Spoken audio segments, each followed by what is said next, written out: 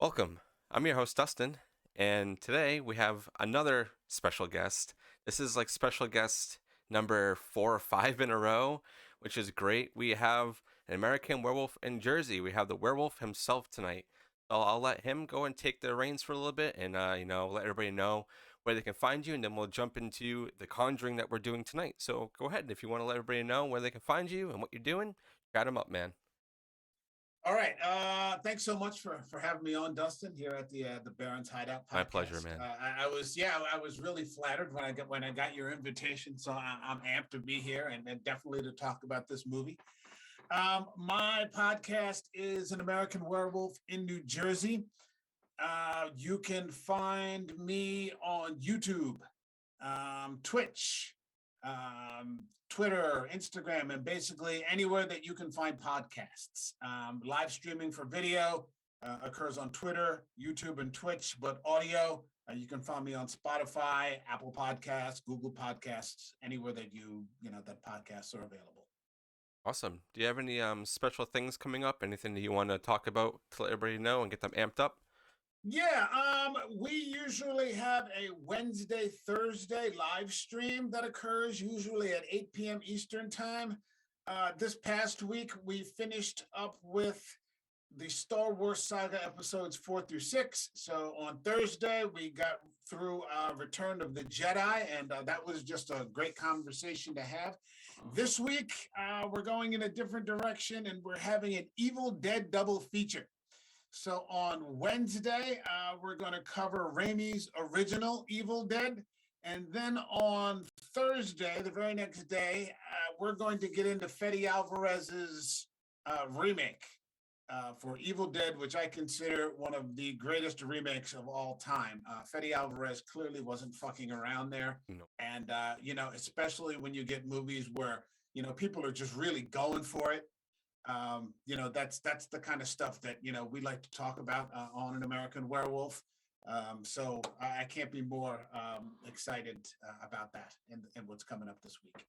Yeah, I've been actually listening to your show for as long as I've discovered you. So it's been like about a week or two.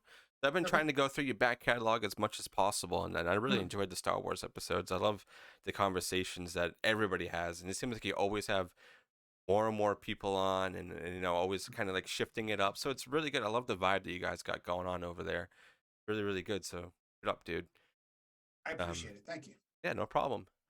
I know tonight we're going to be tackling something that's along the same veins as that, with a pretty intense horror that some people kind of talked about when it first came out in 2013. Because this, I don't think, was really a movie people were expecting to be good. Um, I was, because I love James Wan. I mean, obviously he helped with this with Saw and all that other stuff, and did like Insidious, which I only really like the first Insidious movie. I haven't really watched all the other ones, but The Conjuring, 2013, I think, especially in the theater, when you saw this in the theater when it came out, it blew everybody's mind. Like, it was intense. Um, I don't know if you had the same reaction when it first came out, but I remember people talking about this for months, and then it kind of spawned, all the other sequels and stuff that came after it, because they were like, "Hey, we can make money."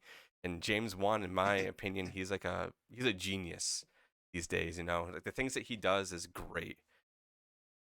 It's yeah, I mean, I remember I didn't make the connection between Saw and this. Yeah, I Because can understand that. there was a long gap, and I didn't catch Insidious.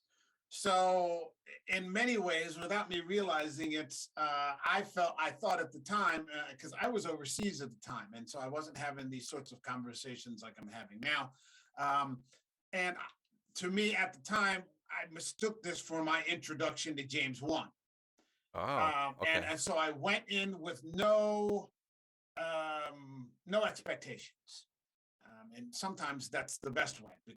because you're much less likely to be disappointed. And I was absolutely blown away by how good this movie was. The performances, the casting. The casting was fantastic, and it was scary. The way that Juan was able to achieve scares with next to nothing. Yep.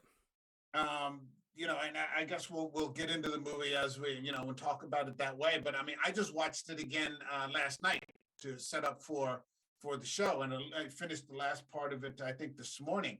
And yeah, I mean, it's scary, but I mean the way that he does it, it's just great direction.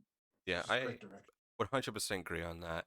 I mean, some of the movies that came after this, they're kind of hit or miss, but there Mm. are nuggets of good horror in them. My favorite movie that I think we're talking about next week with one of our good friends is *Malignant*. Love that Okay. movie. That came out. Okay. I am so amped to talk about that one next week. Okay. Okay. Okay. So yeah, so I have a lot to say about that. But he's just a genius, and like you're saying, like he can make scared out of like looking at just something dark, a shadow, Yeah. and it'll Yeah. freak you out. It's great. Yeah. And Yeah. I mean You this. don't see that very often. I mean, a lot of times what you get with movies, um, yeah, well, you don't get that. No, You don't get exactly. that. But I mean, he had a really good crew too. The writers that were on this was Chad Hayes and Corey W. Hayes, and we'll go through some of the cast, which I think everybody knows. At least the people who play the Warrens well enough now. We Yeah. got Patrick Wilson, who's been in he was in Insidious. He was actually Yeah. the main guy who was in Insidious. Then we got oh God, I always butcher her name. Farrah Farmiga, I say Farmiga, something Farmiga. like that. Something like that. Farmiga. I say Vera Farmiga. Yeah, that you say it way better than me. But she's been in in a lot of stuff. I mean, she was blown up really big when she was doing the Bates Motel TV show, and was Okay. an Yeah. orphan, and so that's where a lot of people knew her. And then we She did a have lot of dramatic work too. yeah, yep, Did a lot of dramatic work. She did some work with Clooney. yep, One of his movies was it Michael Clayton? I can't remember which one it was. King of the Monsters with Godzilla, yep, but not before. Not before this. Not prior. yeah. Not prior So to this. she has everything pretty much underneath her belt, and a lot of these actors do. And we got Ron Livingston, who played Roger, Yeah. who I think is like another pretty well known one. I didn't know him too much until like I saw this when it came out, and Okay. then I saw him again when he was doing some stuff for a creep show, the Shutter creep show. I was Sure. like, oh wow, really? So he's doing that. Um, so he's also got some good stuff. Another thing that we have been starting to realize too, especially in the horror genre with actors, especially ones that are just like coming out, is they do a lot of TV work, especially Hmm. back in like the 80s and 90s. You'd be like, Yeah. where did this person come from? And they're like doing like kid shows or like TV shows, and then doing a bunch of horror. So it's like what a lot of these other childhood actors came through. We got Lily Taylor, who played Carolyn, and then we have all the kids. There's so many of them, so I'm not gonna run through all of them. There's 7 kids. Right. There's But so many when I, people. for me, I mean, I'm 53. So I recognized Lily Taylor right away, and I knew that I was in for something good. She Yeah. was in a fantastic HBO series called 6 Feet Under. Oh, yep. Uh, yeah, she was fantastic in that. She was great in High Fidelity Yep, I remember that with movie. John Cusack, and so she's one of those actresses. And Ron Livingston, to some extent, he was in the movie Office Space, if you've ever seen that. And so there are certain people that when I see them, I just know automatically, I can just key on them. I'm like, okay, I picked the right movie. Yeah. Okay, because if they're in it, then it's going to be quality. Yeah, I think Juan at this point in his career, I mean, a lot more now. He has a lot of pull and a lot of like, I want this person or I want that person. I want to do this. So he's able to kind of just do whatever he wants because he makes, all these companies so much money, all these, uh, other writers and stuff who go underneath his belt. They always kind of come out and start branching out and doing their own thing and start being really successful in it. And that's what I kind of really like about James Wan is that he doesn't really get held by like money. Like he could probably do this movie with like less than nothing, and he kind of did. If I remember, I don't think the budget was super huge for this. I'm gonna look it up because I think IMDb. Mm. Um, Oh, I actually did have a lot more than I thought. It's about a 20 million budget. I thought it was around like 10 million, but 20 That's million not much that by for today's standards. 2013, yeah, that's not much. So he was pretty much working like almost nothing with that day age money, but this is the crazy thing. An opening weekend, it made $42 million. So Yeah, it made its money back twice. And yeah, now pretty much worldwide, I think up until now it's made like 30 uh 320 million dollars. yeah, So yeah. it's nuts. And Well, that's like almost all go of his ahead. movies are like that. You've got the combination of a very strong director, um, and in this particular case, four A-list stars. Yep. I mean, when we talk about horror movies, I mean, you run a horror podcast, I run a horror podcast. We usually don't talk about A-list stars No, we don't. in the casting. That doesn't mean you can't get a good movie. Exactly. Don't misunderstand me. But if you can put the two together, Yeah. then you've got something special. And so you've got a person who might say, "Oh shit, Vera Farmiga's in this. Okay, let's give it a try." You know, Yeah. Lily Taylor. Like I said, Lily Taylor. Oh man, okay, I know automatically. It's going to be, even if these are people who typically work in smaller independent type films. Yep. You know, yeah. I mean, you put that together, and yeah, if you know what you're looking at, yeah, you got money going on there. Exactly. And I think this whole film is like beautifully shot too. It has like that old, like, because it's set in the 70s, it kind of has that feel because it has a little bit of film grain to it. It doesn't feel too modern, except at certain times when they're using like flashlights and stuff like that, and then it kind of picks up. But I love the whole aesthetic of this film, and it's very minimal too for what it's using. They don't really go to too many locations. They're really just using a house and Yeah, then a little bit of the Warren's house, but we don't really see too much of that until later films. But this film really does just use everything correctly, in my opinion. And I think I don't know. I was reading some reviews that as of like for today, like in 2000, we'll say like 2020 until like today, like those types of reviews were saying like, yeah, this was only really good in the theaters, which I don't know if that's 100% true. I mean, obviously having like the theater reaction and the audience there and everything kind of like builds towards like how you're feeling towards a movie sometimes. But I think this still really scares at home that you're just sitting in the dark. You yeah, know, you got your drink, you got your food, and you just there with the film. And if you have good surround sound, if you got headphones on, it's creepy as hell. And I yeah, love this film for it. Uh, yeah. And uh, go ahead. I'm sorry. No, it's okay. I was just gonna say some of the films after this kind of don't live up to that expectation, but I mean Hmm. that's kind of what happens in sequels That's the nature of sometimes. franchises. Yep. Within any particular storyline, the natural conclusion kind of occurs, but movie studios continue to make them. Yep. But one of the advantages of this film was that it wasn't dependent on CGI. Oh, not at all. You had, fantastic practical effects that I think register in a different way in your brain. There's something in your brain that says, okay, I'm looking at a green screen here, which increasingly, is what you see in terms of theatrical release nowadays. The Yep. CGI dependent, kind of thing. Juan doesn't do that. No. So you've got another thing that's completely working in his favor. You've got strong direction. You've got A-list stars. You've got a film that isn't completely immersed in green screens and computer generated images. Yep. I agree on Um, that. and so these are all things that are firing. I think that for more modern audiences from 9 years later or whatever, I think people have become accustomed to those sorts of CGI fests. And I'm wondering if years later, if a couple of years from now, we're going to find out that people are getting that sort of dopamine hit or something, that they don't, Yeah. and so when they see something that isn't that, they don't quite know what to do with it.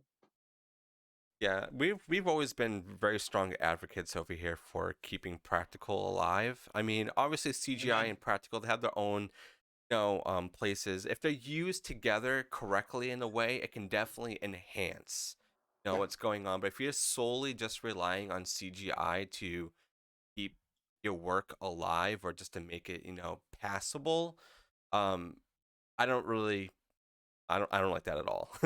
I like to see the work be put in, especially in this film or any other films that use practical or even CGI in some cases. I like to see the work kind of be put in and to have it have an effect.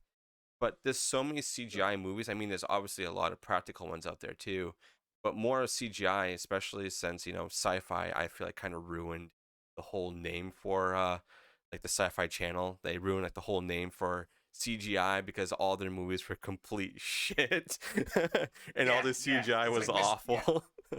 yeah. But Um, yeah, two things. I remember seeing an interview once with Rob Zombie, and he said that to him the best use of CGI was as a supplement.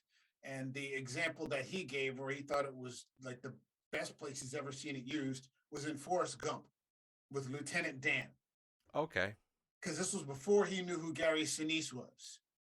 And he was looking at this guy, and he's like, "Oh my God, they found a guy with no legs who can really fucking act."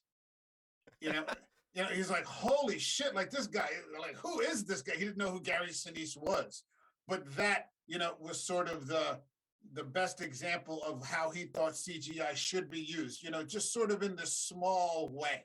yeah, As now what I say, I sort of had this test. I was in a show Wednesday with someone, Cinema City's podcast, and I was saying now I look at a movie, and if it's this huge MCU CGI thing, I say, if I ask myself, if I pull the CGI out, will the story hold up? And if it doesn't, then I'm like, okay, well maybe it's an okay movie, but it's also definitely. this other thing, and so one isn't dependent on any of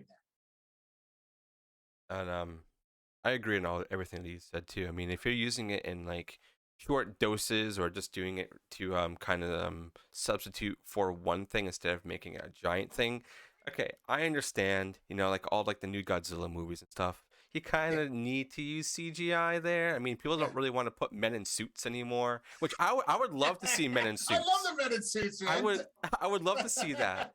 But if they were to do that and then add like CGI on top of it and like make it better, I think that would have been awesome. But no, Hey that's man, just not a how it quick goes. FYI, not this coming week, 2 weeks after, yeah, in 2 weeks, we got 4 Godzilla movies coming up if you want to jump in on some of them.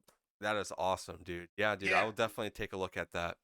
That's Okay. awesome. Okay. I Yeah, we'll be in touch. I love Godzilla. Who But doesn't love Godzilla? back to the Conjuring. So I have Rotten Tomatoes up right now, and Yeah. I will let you guess to see you think that the critics rated out of 100. There's I'll say 223 reviews. I'm going to go with 60%. 86%. Really? Yep, so it's certified Okay. fresh. And Okay. Okay. Oh, well, that's a good that's a sign. break. Yeah. Now, Well, it can be sometimes. All right. What'd you get for the fan? yeah, what What do the you think fans that say? the audience is? That's I'm gonna. with a lot of reviews, it's like 100,000 plus. Yeah, I'm gonna say 90 or above. 83. Really? Okay. All right. All right. All right. All right. Well, Well, those are good numbers. Those are good. And 10 years later. yeah, and Okay. for 2013, dude, that's really good. And for the franchise, still they just put out what the Devil Made Me Do It. Was that last year or the year before? Last year. Last year. I watched that one and Eh, it wasn't James Wan directing. no, They did some things that I liked. I liked that Ed was getting a little older. yeah, that they actually showed that, Lorraine's looking a little dowdier. Yeah, I did They're enjoy getting that it. a lot. Yeah, yeah. I just think there has to be a point for them to end this, and they're probably going to end it with them both dying or something. I, Create their own story, you know. man, if I've learned anything in this year or so of looking at these movies from a critical perspective, it's that nothing ever dies. Yeah, I mean that is very true. They'll come back as like some sort of ghost and starts killing Yeah, everybody to be the yeah, complete of opposite course. of what they are. Of course. Yeah. How can we capitalize on this success? Yes, well, There's some suit in some fucking office, like Jesus Christ. was it bring back Juan to finish it off? That would be the best way to do it, to be honest. Yeah, yeah. If you get Juan in there, I'll go again. If not, I'll wait for HBO. Yeah, exactly. That's what I did with The Devil Made Me Do It. I think I waited for it to come to streaming. I'm like, I'm not going to the theaters to see this. Just the trailer itself looked like it was going to be awful. Yeah, it was weak. They were good, but the story was weak. It was, yeah, it really was. Let's see if we got any good reviews or bad reviews that are worth saying. The Conjuring use of tension, atmosphere, and suggestion prove that the scariest thing to the audience has nothing to do with what you see, but what you don't, and that's what we just talked about. And that's a good review. That's a good one. Yeah, So I that condone person that. speaks the truth. Then we have a bad review. This Yeah. one never really takes hold and goes horribly wrong about 20 minutes before the end. Screw that guy. Yeah. That was in October 14th of 2014. So that guy waited a little bit to Jeez, review it. what does that guy need? I don't. He needs more blood. Jesus. Yeah, yeah. He needs more blood. Maybe he needed more gore. There's a substantial lack of gore in this movie. It doesn't need There's it. no. Yeah, it doesn't need it. But some people, they want splatter fests. Yep. You know? Those are pretty much, I think, the only reviews I will read, because a lot of them are kind of repeating the same thing when I was reading earlier through all the Rotten Tomatoes. So I think as of right now, we can jump into the 2013 film Conjuring. Right, And I'll let you take it right off, man. If you want to open it up and go through whatever pulls you to this film, what I don't know, made you scared or anything like that, or we can just go scene by scene or whatever you want to do.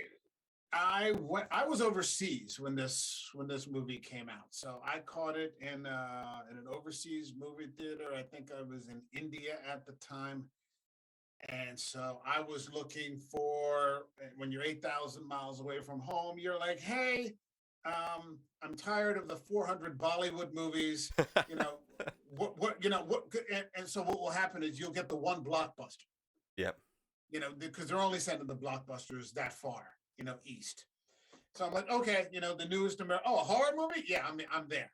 I'm there. Starts off with a great score, with that horn coming. I'm like, oh, what is this?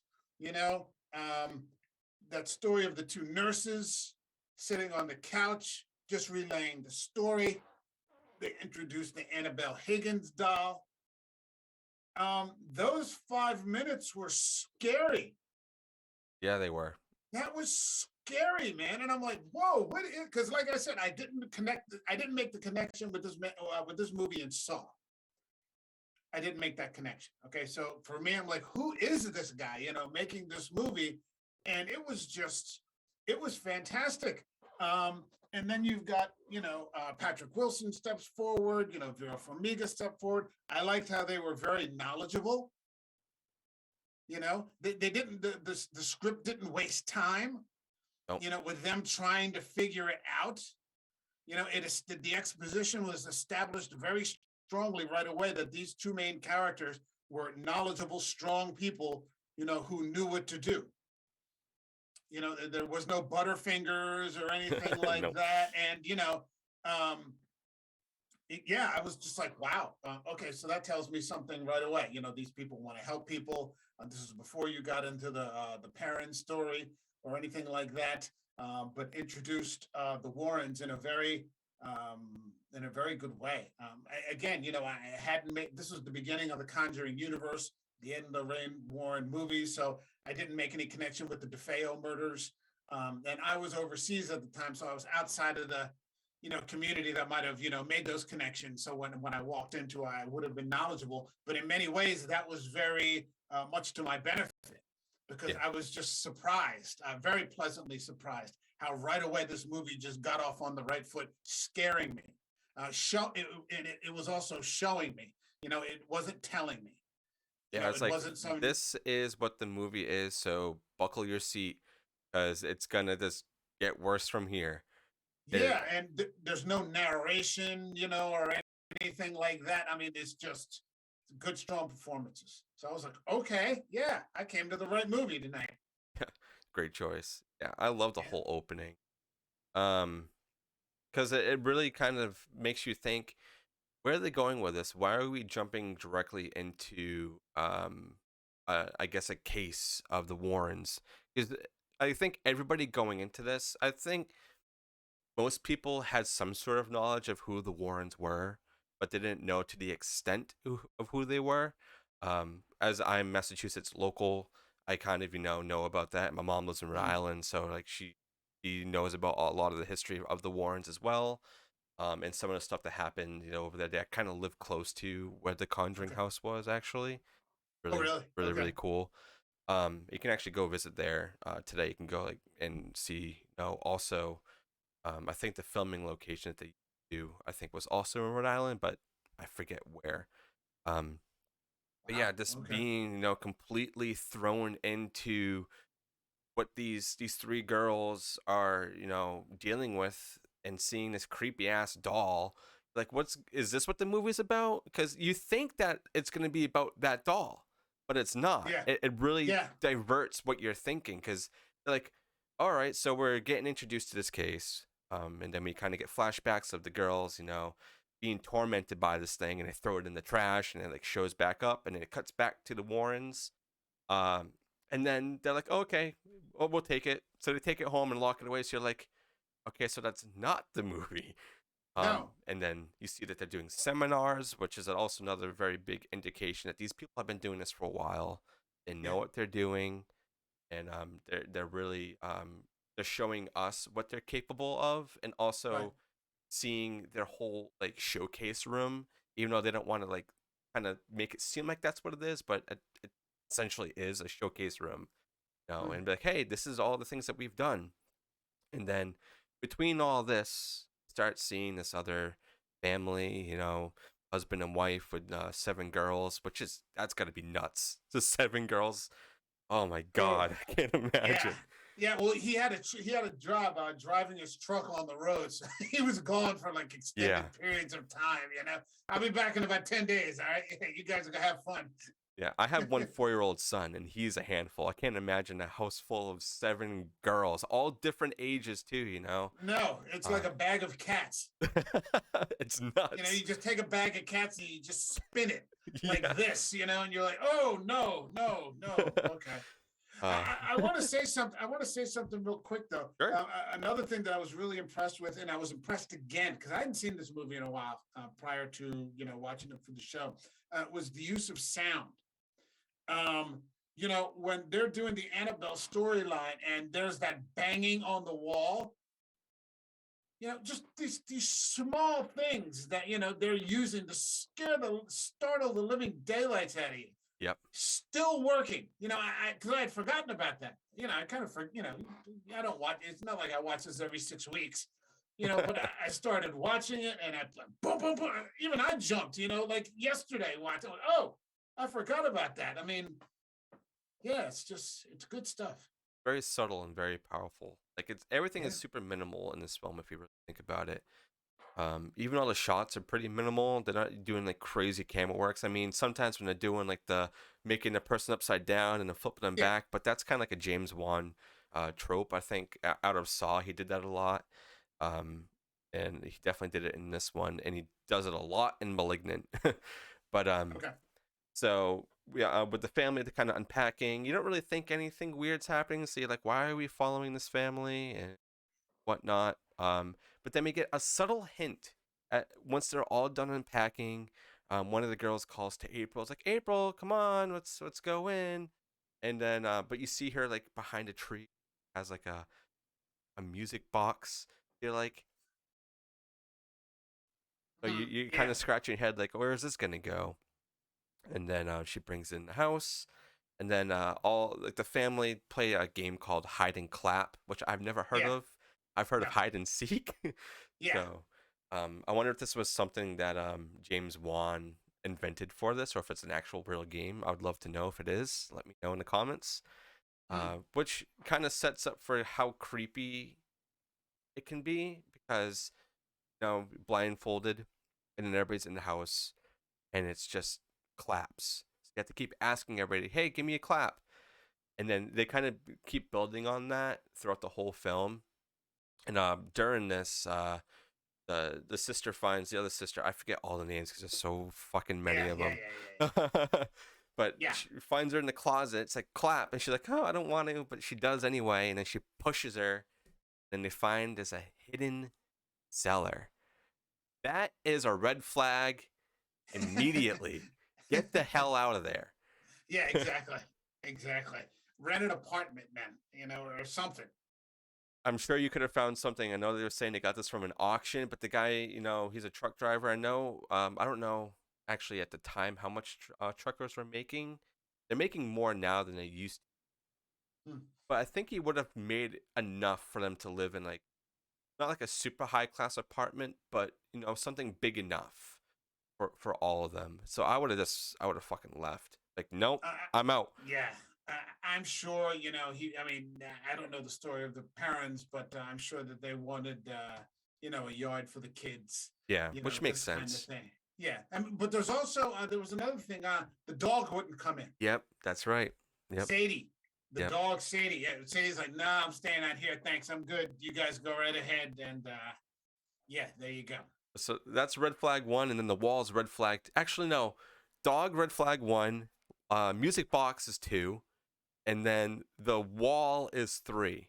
So right there, just leave, man. I don't care how much you were paying or not paying for this. If you just bought it outright from the auction, already Yep. it has a lot of work that needs to be done on it. So I would have been like, hell no, if it was me.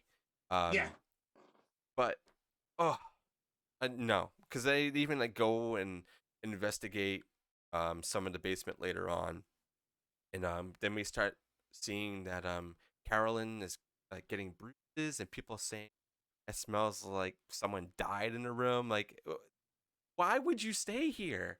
Why? Like any sane person, you would have left immediately. You call up a family member, like, hey, we gotta leave. You know, it's it's important to mention though that these Conjuring stories are based on true stories. Yep, This isn't like you're watching Paranormal Activity, which I look because I love Paranormal Activity. I love me those too. movies. But I mean, these are based on real cases, and so I guess depending on what you believe, this kind or some version of this craziness. I'm sure that there's some embellishment, for the purposes of making a film. But this kind something was going on with this family, and yeah, they always stay. they're nuts. They're nuts. It's like No, they're yeah, being paid every night. Here's $1 million for staying in this house. yeah, yeah, and you just yeah, they stayed. Okay, so I mean, I guess like if you want to say, "Hey, I lived in a haunted house," you can do that now. I'm like, I lived in a haunted house and I almost died. yeah, yeah, that's not a blue check I need. Thanks. That's all right. Hey, some people are probably like really thriving for that kind of thrill in their life to be like, yeah, we bought a house off an auction and it's haunted. Hell yeah, we're gonna be having stories, and they do have stories. I would Yeah, just actually love not the to ones that they see. think. I would love to read like the case files on this. I think there is a way for you to actual case files of all the Warrens cases. I don't think you can watch the videotapes, but I think there is a way for you to read through all their case files because I would love Well, to do that. they have books. The Warrens have written books. I mean, about their Yeah, various cases. They're small and they're not very detailed or anything like that. But it's out there. I'm not sure I would want to read it only because I would feel that the case files wouldn't hold up to what is in my mind's eye. Yeah, My yeah. imagination is probably a lot more frightening, or I hope so, than you know what the Warrens have detailed in their case files or whatever. But I do like in the movies how they always seem to have an audio clip at the end in the credits, Yep. Yeah, I from like that a some lot. variation of what's happened, in that particular movie. I think there was one that they had an actual video clip. I don't remember which Conjuring movie that was. I don't think it was this one. It's like at the very end of the credits. It might be Annabelle. It might be that Okay. one. But that's a really cool thing. So definitely, listening to the credits and stuff is worth it to hear like the actual Warrens talk about it. Mm. Um, but moving on, they stay the night, wake up, and they find out that all the clocks have stopped working at 3:07 a.m. And they're like, "Oh, that's weird. All of them did that. Okay, that's fine. I'll fix it." Back to work. Yeah. Roger's like, "Yeah, Okay. I'll worry about that later. Whatever. Maybe it got bumped while we were moving. Like, why would you bump into all the clocks while you were moving? That doesn't make any sense, logical at all." Yeah. Yeah. And then I think it's April who's like, "I don't know where Sadie is." So, oh well, maybe she's Yeah. inside. And this is like the first like really brutal shot. You don't see it super close, but it's like close enough for you to tell what the hell happened to this dog, and it's Yeah. awful. Like I hate Yeah, it looks like somebody seeing. broke its neck or something like It's that. like all Or twisted in multiple yeah, places. It's awful. yeah, yeah. And I'm an animal lover, Me too. so Me too. yeah, that's pretty cringe. Yeah. My Yes. mom fosters dogs all the time, Okay. so like I hate seeing stuff like that on screen. I'm glad we didn't see it get you know happen to the dog, because if we saw the Mm. dog actually being Yeah, twisted, yeah, I would be like, I'm gone. I'm not yeah. finishing this movie. That's usually something that a lot of movies don't. Even the rough movies don't get into very much. I think one of the few that I can think of is like 30 Days of Night, and even then it's only kind of implied. Yeah. Yeah. So with Ben Foster. Okay. Then I think this has to be like the same day. I think is go back to the Warrens, and he's going and showing or talking to a journalist, I would Mm. assume, or Yeah. somebody from the news. He's going in there, showing him around all the cases. And he's like, "Oh, I want to see Annabelle." So we see Annabelle. We're always fixated on Annabelle, and this is what was making or Conjuring 2 and Annabelle and stuff like that. They were doing this because they knew, I think, ahead of time that this was going to make a profit. So they were like, if we imply that there's going to be more, we can suck some more money out of How everybody. can we capitalize on this success? Yes. Exactly. And I mean, Cha-ching. Yeah. the Uh-huh. doll is creepy, and I mean, the original Annabelle doll was just a Raggedy Ann. So I mean, I'm glad that they kind of made the doll creepy looking and Mm. not just a Raggedy Ann doll. I think people would be turned off by that on film.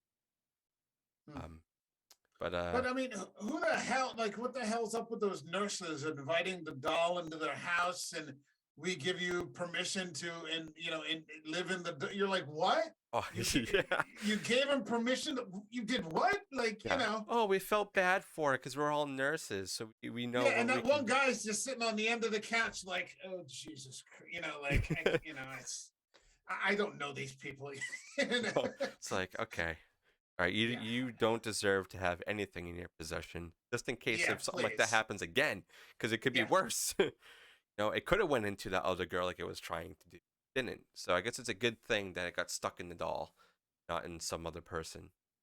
I don't know Um, that warranted a whole series of movies about the doll afterwards, but here we are. yeah. One of the good quotes that I like that Ed says in there is how he's like, "Nothing's a toy," because the guy's in like, "Oh, this is really cool. This is a toy. That's a toy." It's like, yeah, just don't touch any Yeah, of it, don't man. don't say anything. You Yeah, touch it, then you're gonna unleash something really, really bad. yeah. Um, then now we get a little bit of not really a jump scare, but Ed's daughters is kind of snooping around over there and whatnot. So we get introduced to her a little bit, knowing that they have a daughter, which is actually really funny that I was reading that at the time of like in real world in the time of this, their actual daughter was like an adult. So it's kind of Okay. funny that they made her Small. small for this, but I think it's for what they were using later on. You Yeah, know, for effect. yeah. So I mean, that's a little bit of twisting of Hollywood over there, of not Hmm. keeping everything to the truth, but it is what it is. Hmm. Um, I think, but the next big thing is I think in the room where the two girls are sleeping when the leg pulling starts. That's kind of scary because I think we all have to agree that there's been a time in our life when we're sleeping and there's the blankets off our leg a little bit and then we think something's gonna grab us, you know. So this scene brings me back to that like childhood state of Yeah. mind, and it's Yeah. creepy as hell. Yeah. Completely identifiable and relatable. Yeah, And again, done with nothing. He's completely scaring you. You're totally scared in that room, seeing nothing, having nothing really done. I mean, I guess that's direction, performances, editing. I yeah, guess, some sound to some effect. But you're just seeing, this great formula, like you said earlier. Doing less with more. exactly. You're seeing what's possible. You know, and yeah, it's scary. Is it under the bed? Where You is it don't know. exactly? Yeah, exactly. Because you're not seeing it, and it's fantastic. And it's so relatable too. Everybody. I mean, I still have it sometimes where I'm like, if my feet are not covered, I'm gonna get pulled. You know, so I still have a little bit of like that mentality of like I need to be fully covered when I go to bed. There's also some nights where I feel like if I don't have the blanket up enough over my shoulders, especially if I Mm, watched a lot of horror movies that day, I'm just like something's gonna fucking kill. So I have to be covered. And okay, I okay, like that he kind of uses that in the film. He does it a couple of times, but each time he does it, it builds upon not the same thing over and over again. It's always yeah. more layers. Because with this time, she thinks it's her sister, and she doesn't really see that it's not her sister this time. She just keeps thinking like, and she's like, "Oh, you need to stop farting because it smells." So once again, the smell's back, and it just kind of gets stronger and stronger like every night. And then there's a scene where the TV's all static, and Roger, I guess, must have gotten home late, or was eating or writing, and he fell asleep on the desk, and he hears a noise, and then he starts like I think walking around the house, um, but I don't think anything really comes of that until the next Well, scene. go ahead.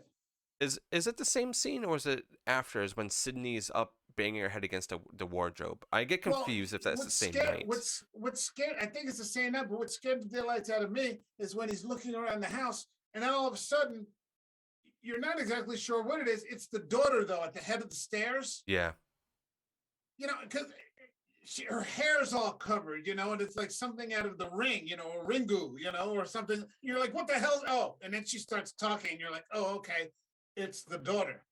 it's like Sydney is sleepwalking again, and they're like, "Wait, Yeah, what? What the hell's going on?" So it is the same night, okay? yeah. But that's really scary too. With having a, a, a son, just waking up and then seeing him banging his head against something would scare the hell out of me. Be like, what the fuck's going on? I don't care if you're sleepwalking or not. You know that there's something else that's like attributing to what's going on. Mm, So that's a really scary scene. And they just kind of like walk her back to bed because with sleepwalkers, you don't want to wake them up because then it could cause some really bad things. So they just slowly walk them back to bed. mm. Wake up, and guess what? Carolyn has more bruises. So that's another indication of why you here. Why haven't you seen a doctor or anything? She's just kind of brushing it off and doing whatever. And then the birds start flying into the house. Like, what? These people are just—they're in for the ride, man. They're in. Yeah, They're it's strapped just in and they're ready. it's ground zero. But I mean, one of the things that Lorraine says is, and she doesn't. She says this later on in the movie. I'm jumping a little bit of ahead, but at that point, probably leaving wouldn't have done anything. No, it was already Because they're like, latched. yeah, they're like, it's like getting gum on your shoe. Yeah. Wherever you go now, it's just going to follow you around. This kind of thing. I think if they left at the very beginning, like that day, I When you think would have left, yeah. that they would have been fine because they were giving it way too much time to, um, you know, Get familiar, yeah. yeah, and infest their lives because that's the first step of it, you know. Yeah. Uh, and then we get a scene with Carolyn is talking to April. And got the music box. She's like, "Oh, I'm talking to Rory." She's like, "How's Rory?"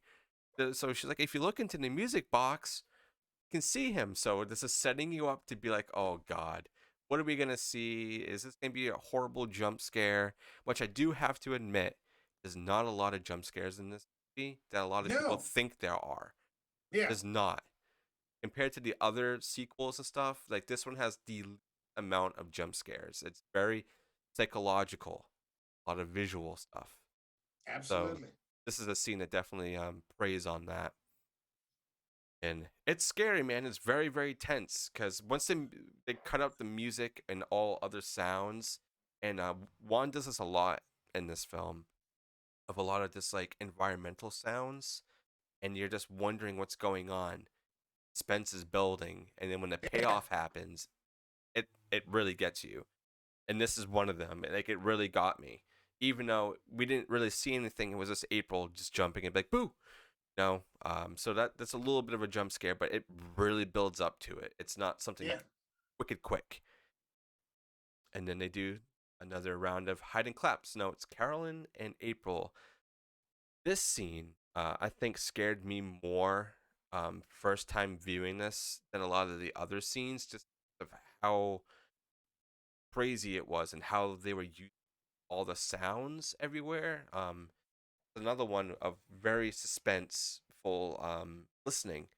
It's nothing on in the background, no music other than No. just the outside world, footsteps and claps, Yeah.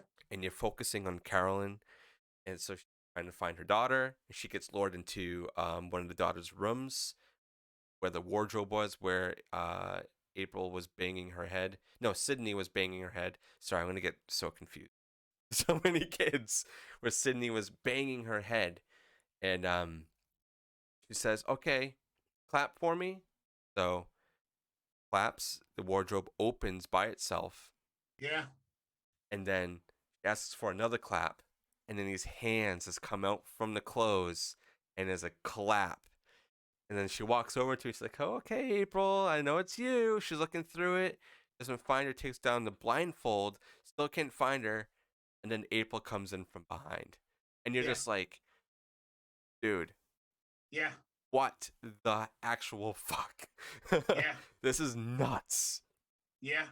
Uh, That's just it's fantastic. It's fantastic. I mean, a lot of times. I mean, how many times do you get something that's good? Two Not that times out of often. 10, one time out of 10. Yeah, 10% of the time. Something like this. It's just such a treat. Everything is firing in this movie. yeah. James Wan, he's a master. He Yeah. really, really is. And I Yeah. can't wait for more things to come out. I think he is directing another. I think it's a sequel or it's supposed to be part of another trilogy along the lines of Malignant. So I'm really excited to see. And I think it's with like androids or something. I saw that there was like a Oh boy. poster that was just that was put out that's supposed to be, I think, kind of in the same universe of that of Malignant. So I'm really excited to see where that's going to be going. Because Okay. androids creep me the fuck out. I'm sorry. Anything humanoid like that creep me out. Okay. um, then we get the following night of more leg pulling, and this is the most intense of Oh the leg pulling one. yeah. And this one really, really does get to you because you start to feel what the girls are feeling at that moment. And she finally realizes that her sister is asleep. So she looks Yeah. underneath her. She goes to look underneath the bed. There's nothing there. That's full attention. Yeah. And then she wakes up her sister. She's like, you need to wake up. The door is open now, and there's something over there. Us as a viewer, we don't really see anything. We just see black, Yeah. and that's what's really really scary. Yeah. Because we're seeing what the other sister technically sees, and I feel like if there was something there, I don't know if it would be as powerful because it's really leaving it to your imagination Yeah. of what's Yeah, going on. absolutely. I agree with you 100%. You know what this reminds me of? And now that I've seen it, Matt Reeves, the Batman, Yeah, in the very beginning, where he says that he's got the criminal seeing him in every shadow, and there's that scene in the very beginning where like the guy looks in the alley and he thinks that he's coming towards him, but he's not there. yeah, This is actually that. it is. It's behind the door, and you're like, well, and you're looking, because it's just pitch black, and you can't see it, and she's telling you, it's there, and you're like, holy shit. You're like, it's crazy because you're really trying to look. That's the other thing is you're focusing so hard. It's like, is there actually something there? Like I got so close to the screen one time, I was looking at it, and then when her sister went up there finally, and then the door slammed, you're like, holy fuck. So like that really gets to you. I'm back. All right. All right. All right. So did you see this in the theater, or did you see this at home, or I saw this in the theater when it came out, and then I watched it okay. a lot at home. Okay. I remember everybody jumped in the theater when that door closed. Yeah. Yeah. Yeah. It's super tense. It's super tense. Like I was saying, like I was like so close to the screen one time because I really wanted to see if there was something there, and I couldn't see anything. And then the scare happened, and then I literally almost shit myself. So it was it really takes a lot for me to be scared as well, and this film really scared the hell out of me. I think I'm just so desensitized from all the movies that I've seen, and also kind of like learning all the tropes and everything. Which I'm not gonna say this movie doesn't have any of the tropes; it definitely does, but it doesn't have it to the absurd amount that other films would have. It uses it well. Um, then is when Nancy, I guess, is the sister. She's like screaming and whatnot, and then the parents kind of run in, and they're like, "There's nothing here," but they smell that smell again. Yeah. So it's just constant themes building, more bruises, more crazy shadows happening, and a bunch of other things that are going on. Especially with the Warrens, they're bouncing from case to case through all this. The next thing that they're doing is they went to, I don't know, there was some case that they were handed by Father Gordon, who I guess the person who's like, hey, we know these families that need help, so here's something to go check out. So they go to check it out, and they're like, it's just your pipes. He's like up in the things like your pipes are just banging against this wood. Is it like and go ahead. I'm sorry. It's okay. It's just one thing that they always say is it's usually always something logical. Something that you can explain, which I think is really interesting. That establishes the Warrens as rational people. Yeah, exactly.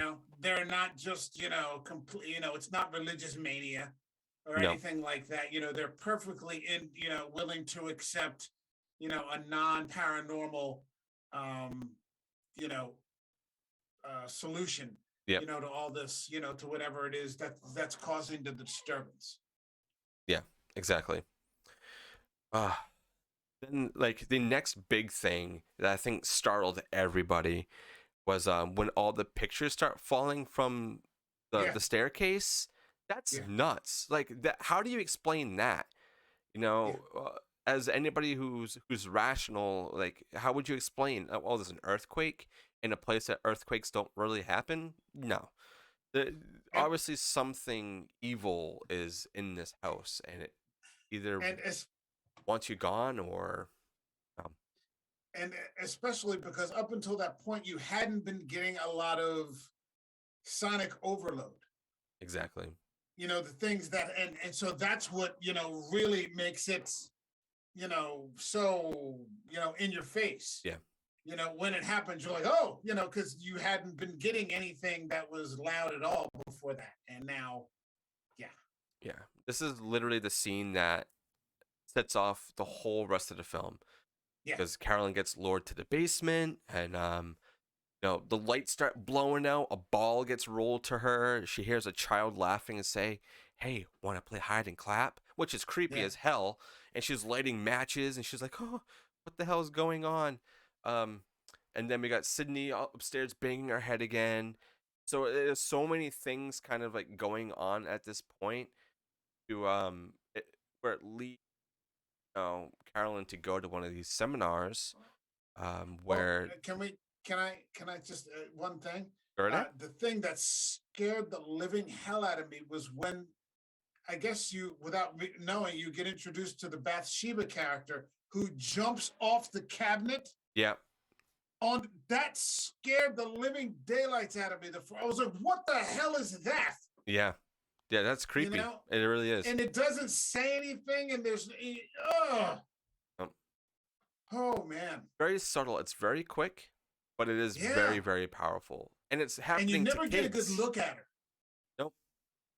And Yeah, it's even crazier too because when the parents go into the door, like the kids like struggling, but there's nothing there. So it's like, yeah, what's going on? And how does it kind of pick and choose when it wants to show?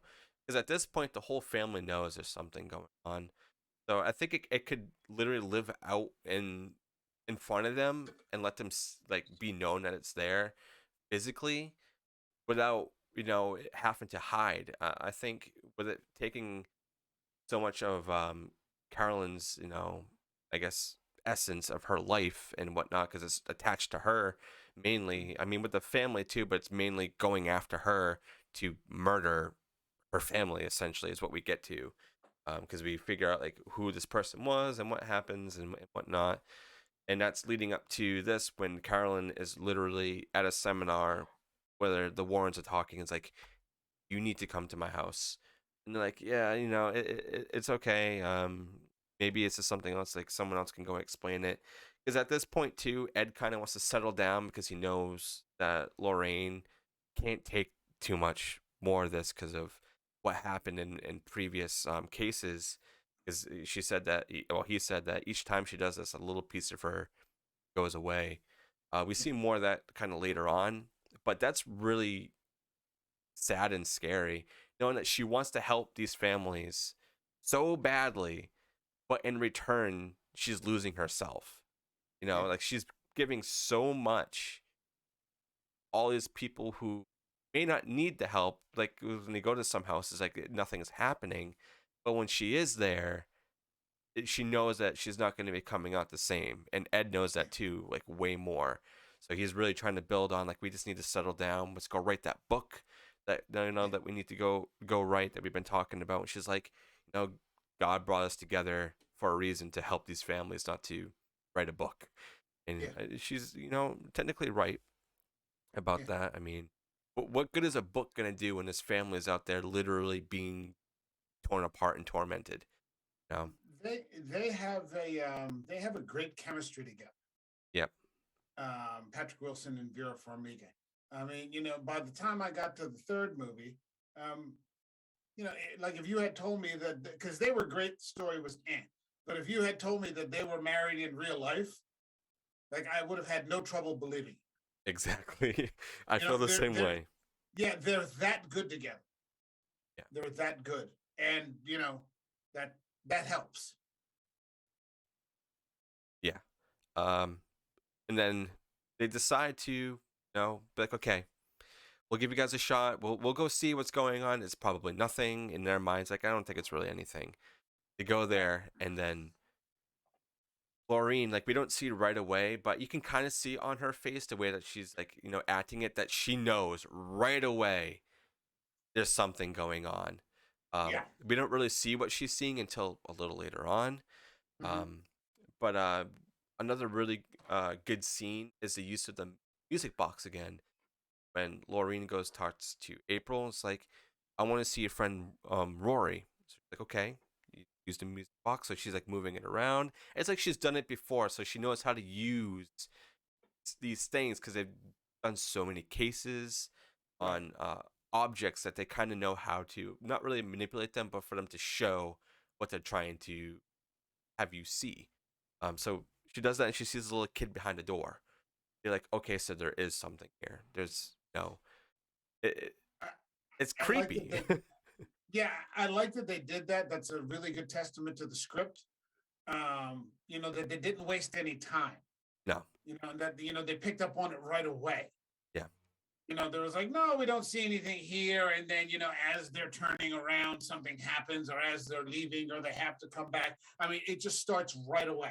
yeah. They didn't You go know, into that trope of being like, oh nope, nothing's here, and then like, something falls behind him, like, oh crap, there is something here. We're gonna stay. yeah, No, yeah, it's literally yeah, in your face immediately. yeah. I agree on that a lot. It's good stuff. Uh, and then this scene got me too in the theaters. And also with Lorraine's face is when she goes to the water, and then Ed's over there, and her face is Oh, just it's pale as hell, and yeah, Ed's like, "What are you looking at?" And she's like, "You're standing next to somebody who's hanging from that tree." And then you yeah. see the legs, and you're just like, The feet. Yeah, "Oh my god, this is crazy." She's like, there's something really, really bad here. We need to help yeah, these people, Ed. And he's like, uh, all right, I yeah, guess we got to do it now. yeah, We're already in it. And then this is when we get the explanation that Lorraine tells the family, it's like, listen, there is a dark entity here, and there's really nothing you can do until we can help you. So we need to help you. She's like, I see there's something that was like latched to you guys. There's this dark black entity that's just floating around everybody, and she's saying this is the when the guy's like, oh, if we just what happens if we just leave, and then he's like, I don't think that's gonna help you because it's literally attached to you guys right now. It's feeding off of you and using your energy to do all these horrible things. And then we get a little bit of a exorcism talk, and they're like, oh, well, I thought that could only be happen like be used on a person, not whole house. He's like, well, house. Yeah. yeah, usually that's how it works. But he's like, it's just going to be really hard because we need to find evidence before we can do anything. Kind of a common theme amongst all these exorcism movies is like we need to have some kind of evidence, which one of the greatest movies ever, The Exorcist, which we Mm, covered that earlier this year. Great, great movie. If you haven't seen that, yeah. then you're obviously living under a rock. Uh, and you got to go watch that right now. So this definitely borrows some stuff from that movie, which I think all movies have borrowed something from The Exorcist because it kind of pioneered so much stuff. Um, uh, One of one of the great things about The Exorcist is that they got it perfect the first time, yes, and that's also been one of the drawbacks to other movies. It's tough to beat 100%. yeah, that's true. So you can have other movies that come close, and there are quite a few halfway decent possession movies. This I don't know that this exactly qualifies as a possession movie in the typical sense, but yeah, I mean, there's a lot of borrowing, and some of it's better than others. Yeah, for sure. Uh, then Ed, kind of sits down with Roger and Caroline, and he kind of just talks to them and asks some questions. And then he goes to review the tapes later. Guess what? Carolyn's voice didn't record, and you're just like, what? How does that even like work? You're literally recording this person. And then we kind of find some more stuff out from Lorraine. He kind of did some digging on this property, and that there's been multiple murders, and there's a witch there that killed the I think the son, and like a Killed lot her of other baby. things Yeah. crazy. It uses its power essentially to kill the families that are there because it didn't want anybody to take its land. Um, so back then, that makes a lot of sense, especially during the witch trials, because I think they even said this is one of the witches from the witch trials. Um, crazy. I live really close to Salem, and I go there all the time. So Okay. I know so much of all that stuff, and it's just ridiculously crazy knowing exactly what happened and knowing that it was mainly just little girls, just being little girls. Yeah, the name that they used was Marytown Esty, and I just did like a quick Wikipedia search on her, and she was someone who was hung Yeah, during the trials. You know, presumably, I mean, at least according to the records, there, innocent. These sorts of things, but I mean, for the purposes of this, um, they didn't go that way with the story. no, That there was something tangible that is connected now to what's happening to this family. yeah. And after they kind of discuss all the history, tape plays back, and we actually hear what was recorded with a demonic like distortion of Carolyn's voice, and it's creepy. And they're Yeah. just sitting there, just listening, and then they jump immediately to the next day, like, okay, we're setting up this place. We are putting all of our equipment in, and we're gonna get to the bottom of this.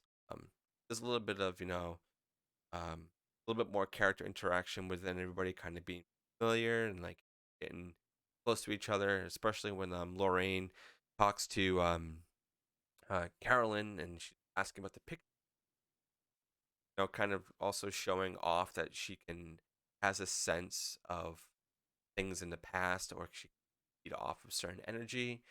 She's like, it was a nice day at the beach. And Carolyn was like, yeah, how did you know that? I Mm. just have that sense. I have a sense. um, I like that they brought in a technical crew yeah, yeah, with them. They didn't Drew. just come in with 3 buckets of holy water and start flinging water everywhere. I mean, they brought in. Like I would have come in with 3 buckets of holy water, and that's the way I would have played it. I would Yeah, have had like a pump and a siphon, and I would just be spraying the whole house down. But they brought in like a police officer and like someone who was like good with like audio video, and yeah, they had like blue light, for like picking up fingerprints, and all these. They really had like a scientific, um, leaning yeah. towards the way that they were trying to prove this. Was blue light, even like black light, a thing in the 70s? I Um, didn't fact check that, but I feel like if it was, I don't know if it would be Probably. as advanced as it was that he was using it. He had like a battery pack and everything going around with it, which is really Yeah, funny. yeah, yeah. It could have been an exaggeration, but then again, somehow when I think of blue light, somehow I think of hippies. So Yeah, yeah, yeah, yeah, somehow I just can't. They're like indivisible in my mind. I could be wrong. Could be yeah. 100% wrong, but for some reason I don't see it that way. um, and then we have Ed kind of setting up all the crosses. He's like, I'm gonna do this to try to make it mad. It's just like, oh no, it's already mad, Ed. I Are don't you know. sure, Ed? Are you sure? I don't know if I want to be here during all that, man. Uh, Exactly. It's like it's him doing this over here. Ed, yeah, yeah, not me. not All right, me. Ed. I didn't do this at all. Yeah, not Ed. Then the cellar door, as they're kind of like talking and stuff, there was like a one fake out of the cop when he's like going to the bathroom and they all Oh look yeah, at the door. yeah. Like, and it's complete silence, and it's just him going to the bathroom. You're like, oh, all right, that's I was fine. like, what? I had to go. So He then they he was start, great in that. He was great in that. He was like the one piece of comic relief, yeah, and it yeah, it, it was it was done really really well because it's kind of a humorless movie. A yeah, lot of horror movies cross that line directly into comedy because horror and comedy are so like dependent on timing. yeah, So you get a lot of blurring of the lines. This wasn't that way, but just to bring that, he plays like the straight man, and just to have him come in there, and he's out of place there. He's got his hair parted on the side, and he's looking really stiff for the '70s, but he's much needed there. He was good. yeah. And there's definitely some other moments where he's pretty funny too. Yeah. Um, but they all go back to kind of chatting, getting their stuff together. But then this time, the cellar door opens and it's for real. So Lorraine and Ed kind of go down there. They get the cameras going. They got the lights going. They walk down there. Not really much is going on. He's like, putting the microphone up to the pipes, up to the furnace to see like if that's what it was getting picked up by the microphones and stuff. No, but then he turns around and then Lorraine is like very weak looking and kind of like hunched over, like she feel some sort of presence. So they're going up to up the stairs. They're like, there's nothing here. It's fine. They're just gonna go. But then they stop again because Ed turns around and I think he hears like the piano. He looks at Mm. the piano, but there's nothing. So they're like, yeah, okay. So they keep going. Finally, get out the door, and the door slams just right before it hits Lorraine. Yeah. Right before. So guess that's kind of an indication that it wants Lorraine out of there more than anybody else. Because she is the most threatening. Ed, yeah, but he's more of a books and kind of just talk to people. But Yeah. Lorraine's more get to work. I'm gonna do kind of just handle everything Yeah. else. Well, Lorraine's the medium. Yeah, Lorraine's the one who makes the connection. yeah. So Living yeah, I that mean, life, actually being like that though, must be like they showed a lot in this film, and they already talk about it how it must be so tiring of always having that on and you can't shut it off. That's really sad. But she does the best that she can, and they help everybody help. there's a really good movie, and I'm actually covering it next week on another podcast about a medium. It's called Personal Shopper. Have you heard of it? No, I haven't. With Kristen Stewart of all people. Really? Um, yeah, it's Criterion Collection. Oh wow. Uh, yeah, it's a serious fucking movie from like 2016, where she's like literally the personal shopper for like a supermodel in Paris, but she's a medium, and her twin brother has just died, and he was a medium, and so they have made this deal that when one of them goes, that one will try to contact the other one Oh, that's actually a from really the cool grave. premise. Yeah, it's a hell of a movie. I'm gonna have to check I that out. That I sounds really. just I just got a used copy on DVD because I'm going to be covering that on Wednesday before. We do the Evil Dead at 8 Yeah. because you're on for that one, but at 7 I'm covering Personal Shopper, Okay. and that's just a fantastic movie. It's on Hulu right now if you have Hulu. Oh, okay. I'm definitely gonna check that out because that sounds Okay, really interesting. good Wow. shit. Wow, wow, wow. I love movies like that that kind of just like throw you off. You're like, oh, the people you look at who's in it, you're like, it's not gonna be that good. But then you watch it, and you're like, damn, this is really good. I made fun of Kristen Stewart like everybody else because of the Twilight stuff. Yeah. But I remember I saw a movie she was on HBO, and it was released like a month before COVID hit, and then it was released by 20th Century Fox, and then Disney had bought Fox, and taken all these movies that were just ready to release and just threw them off the table. There are tons of movies that just got scrapped, but for some reason they decided to release this one called Underwater. Yeah, that one's Um, good. Yep. It's like the oh man, yeah, it's almost like H.P. Lovecraft, with the yeah, ending with Cthulhu and everything. Yeah, that's great. yeah. And I was like, whoa, she's really good. And then, I had been hearing all this other stuff about Personal Shopper, and then eventually it came on Hulu, and now, I ended up buying it myself. But yeah, she's quite good. Her and Pattinson. Look where Pattinson's at now. Yeah, Robert. He's Batman. I don't know, like everybody really doesn't like Robert, but I think that he did a I think great he's job great. as Batman, to be honest. I think I think he's great. it's one of them, if not my favorite Batman movie, just how much it is to comics, in my opinion.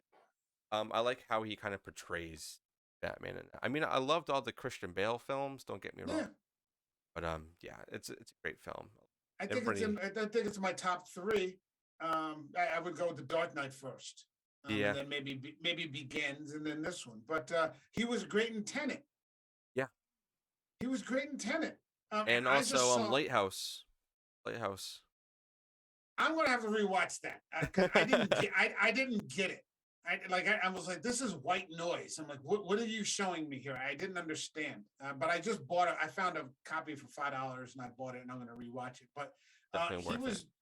he was just in another A24 movie that I saw the other day. It's on Showtime and it's one of the best movies I've seen in a long time with him and Guy Pearce called The Rover.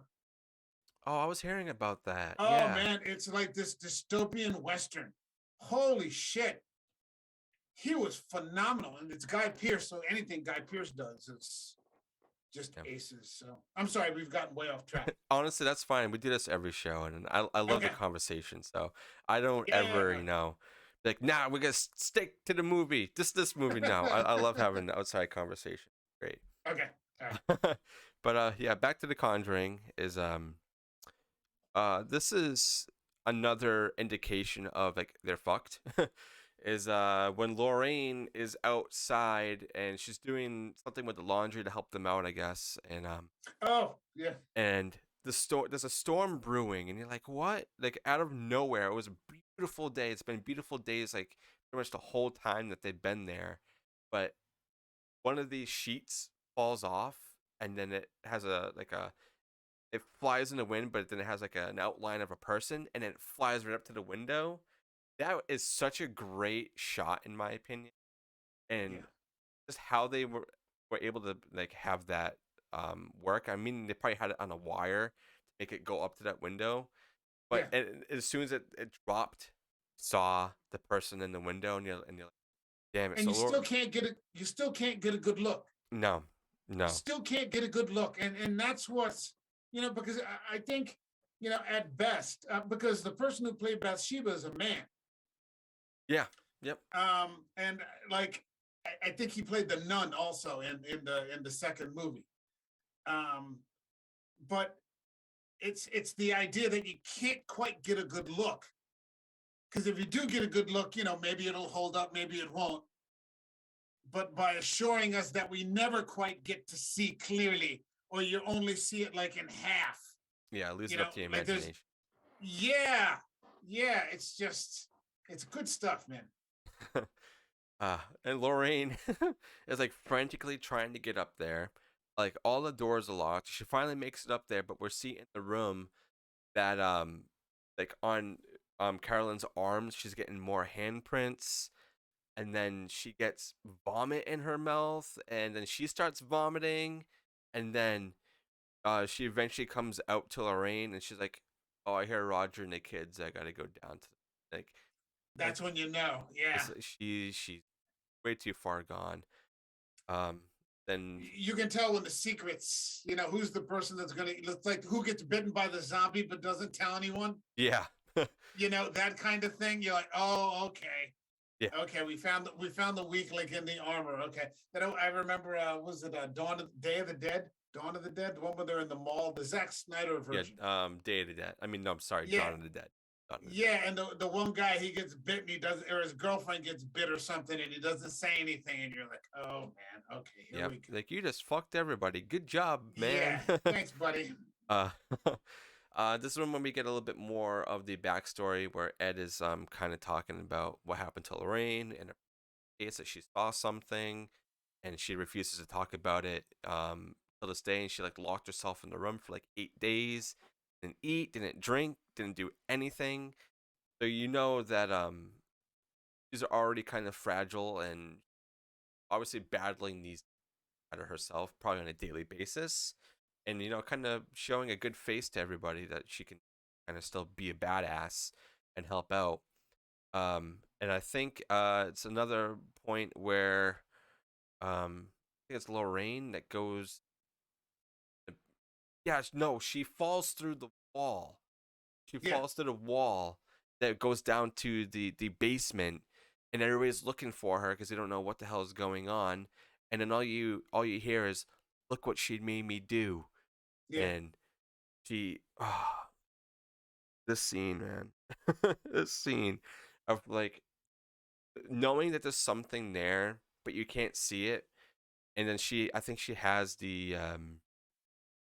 the toy where she can like look to see Yeah. if there's something there. So she starts it up, and she sees that there's something there in the mirror, and then she puts it down and she looks and there's nothing there.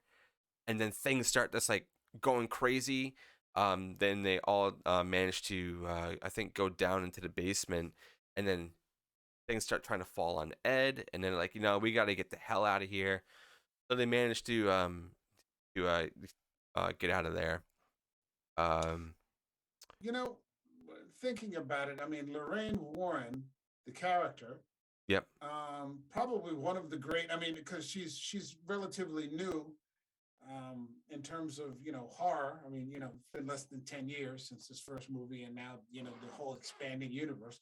But probably one of the great horror queens. One of the great badasses. oh, I agree on that for sure. I mean, but she doesn't play it like the modern woman. And that's in this kind of sense, and that's what I appreciate.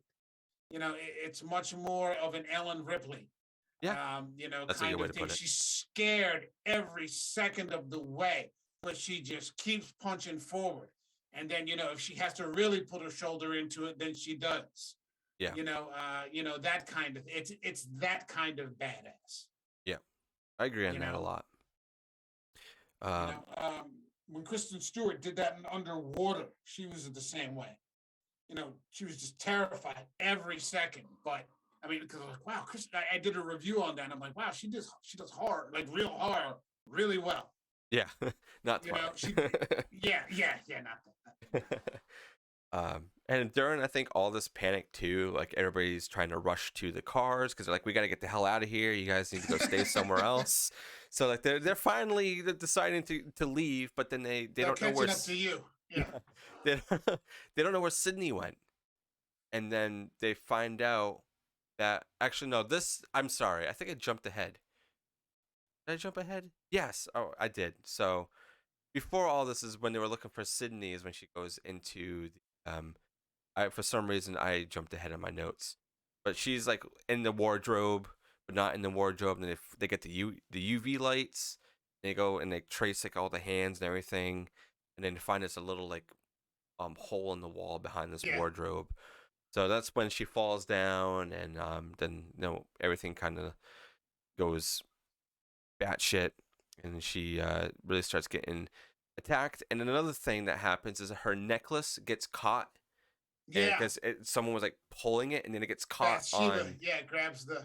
it's like on wood or something. So that's kind of foreshadowing that something's gonna happen to the daughter now, because she's the one that gave them the necklaces. But so I could be closer to you and mommy and daddy, and so that it's really sweet and everything. But Yeah, it is. It is. It's very sweet. then somebody starts getting thrown around, which I think it's Nancy. I don't remember what really happens during that. Um, I think Lorraine also sees like a dead body in water, kind of floating during all this too. She goes down there, but yeah. So that when Nancy's getting thrown around, so they're recording it so get the actual evidence to bring it to the church. That's what that was. So they go to Father Gordon. He kind of explains like, you guys are telling the truth and whatnot, but we kind of can't do this stuff, and I have to bring it to the Vatican, and there's a lot of other things that need to happen for this to take place. The bureaucracy. So they're like, okay, whatever. We'll just give you a call later and let you know what's going on. Then we get a vision of Judy's necklace starting to freak out when she's sleeping. And this is like during the time I think the Warrens are going home. So it's like the same day. Yeah. So they're already on their way home. And this is crazy, especially what happens. And we'll get to it because they kind of gloss over what the hell really just happened. But her necklace is like freaking out. And so she hears things and it kind of lures her downstairs. And then I think we see that the Annabelle case is open. So we know Annabelle is not there. So they're still kind of playing with the, hey, there's going to be another movie with Annabelle in it. So, here you go. So she walks down and she goes into this room where it locks, and then she sees, you know, Yeah, the entity there playing with Annabelle, and you're like, so this with thing his can back turned. literally, it can travel wherever the hell it wants, essentially. Like this witch has way more power than I think they're thinking that it does, because it got attached essentially to their house, or it was feeding off of whatever was attached to Annabelle. So she's screaming for her Nana who's sleeping upstairs, and like, sorry Nana, but you kind of got to move it a little bit. You Yeah, got to get yeah. out of bed right now. Well, and that was again another frightening thing because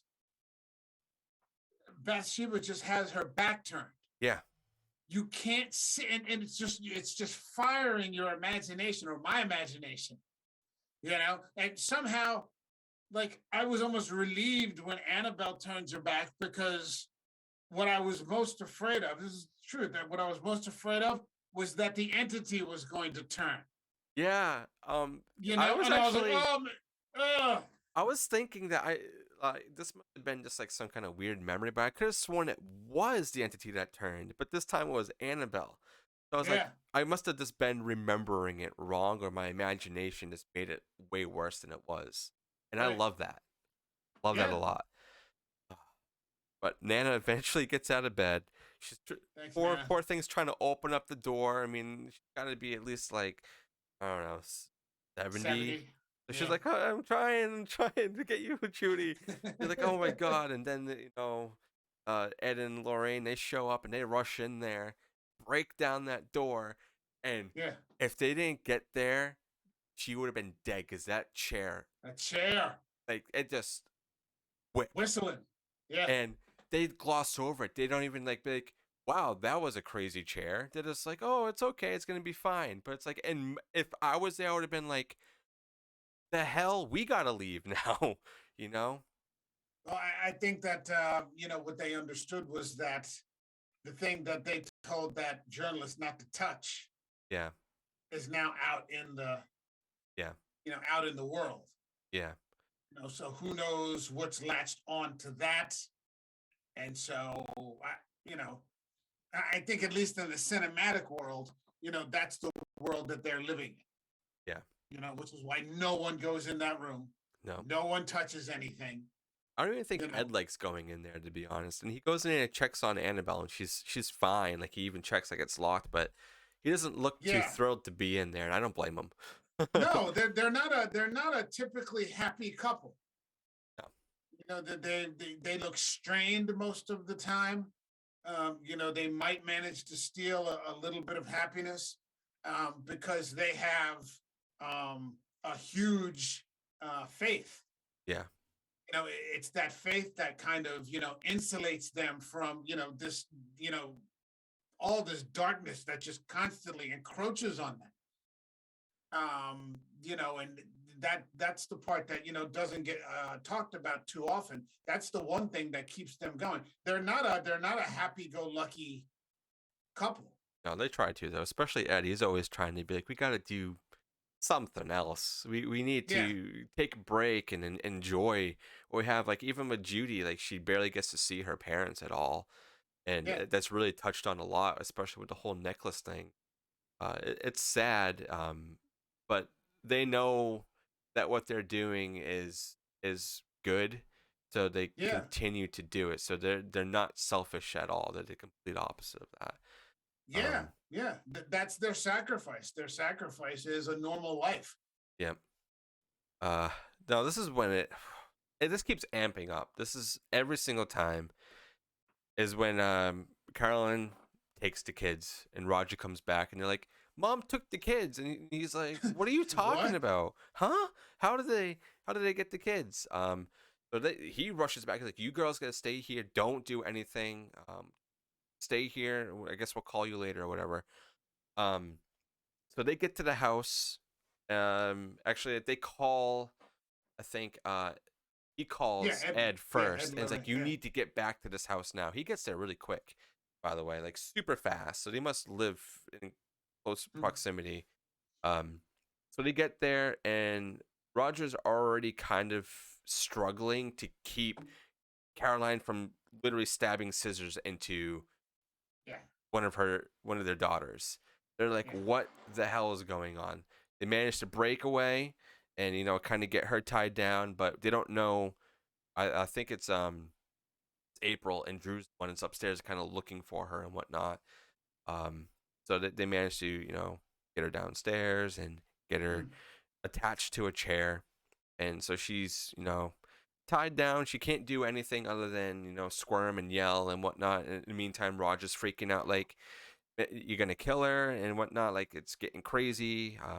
This Ed, is this is also this is a fantastic performance by Lily Taylor. yeah, it's the amount that she has to go through with this is crazy. Like, Yeah, it's real physical acting. You're convinced. yeah, You're convinced, man. I mean, you're right in there in that basement with them. You're like, holy shit! Like this is going down. Like this is happening now. yeah, and it's crazy too because this is like the same day that they already talked to Father Gordon, and they're gonna get a Right. call to do the Exorcist, but they're like, we got to do it now. And then Ed's like, I got to do this. I need to do it, but Lorraine, you got to go upstairs. You can't be part of this. She's like, no, no, no, no. I'm gonna stay. We're gonna do this. I don't care what happens. We got to do this together. This is what God, intended this for us to do. So he starts doing the exorcism, and Roger, I think he kind of has his doubts because he's like, has he ever done this before? It's like Mm. this he can do this. He's been in so many cases before. He can do it. So it really starts getting crazy where they have to hold her down, and upstairs like birds start attacking the house again, but like way more. Yeah. And then they start flying through windows. They go downstairs, and oh, it's just nuts. And then she starts like bleeding and flips upside down, and she's like on the ceiling. Oh, it's just like, oh my god. She bites a piece out of that cop's face. Yeah, when she rips through the sack, because it's like, you gotta show yourself. And you're like, okay, I will, and I'll just take Yeah. a piece with me. Oh my god. Yeah, it's fantastic. It's a bit of sensory overload. Yeah, The first time I saw it, because what you're seeing visually, of course, what you're hearing, yep, it's. I mean, you're engrossed. yeah, for sure. And Drew's upstairs still looking for April, and then finds her in the floor, out of all Yeah, places. Like, how the yeah. hell I did didn't quite get that. Yeah, I didn't. like how did Okay. you get there? You must have found one other hole that they missed throughout. So that's one loophole, I guess, in this film Yeah, or whatnot. But that's, you can overlook that. It's whatever. yeah, So he starts like bashing the floor open, um, and then Carolyn gets able to fall down because he's like, you need to drop her, like put her down. It's like, okay, I will. Puts her down, breaks the chair, and then like runs off.